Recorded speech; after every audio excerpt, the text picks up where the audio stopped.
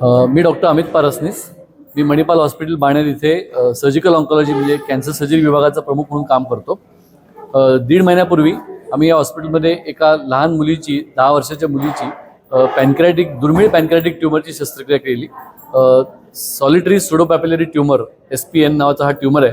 हा ट्यूमर 10 लाखात एखाद्या व्यक्तीला होतो दरवर्षी आणि साधारणतः पॅनक्रियाटिक ट्यूमर्समध्ये 1 ते 3% चान्स एवढाच त्याचा ट्यूमरचा चान्स आहे.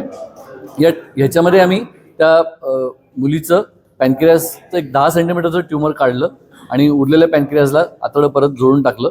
ही अतिशय गुंतागुंतीची शस्त्रक्रिया होती, पण डॉक्टर आशिष पाठक ॲनेस्थेटिस्ट, डॉक्टर पूजा इंटेन्सिव्हिस्ट यांच्या मदतीने पेशंटचं ऑपरेशन छान झालं आणि पेशंट नंतर सुमारे 7-8 दिवसात व्यवस्थित बरी होऊन घरी पण गेली. गमतीची गोष्ट म्हणजे या पेशंटला या ट्यूमरमुळे काही त्रास नव्हता आणि शाळेमध्ये कराटे खेळताना पोटाला लाथ लागली आणि दुखलं म्हणून सोनोग्राफी केली, तेव्हा हा ट्यूमर तिच्या लक्षात आला. तेव्हा अनेक ठिकाणी जाऊन मग तिने सोनोग्राफी, बायोप्सी, CT स्कॅन केले आणि नंतर तिने आमच्याकडे आली आणि आमच्याकडून तिने ऑपरेशन करून घेतलं. पेशंट ऑपरेशन नंतर बरी झाली, घरी गेली.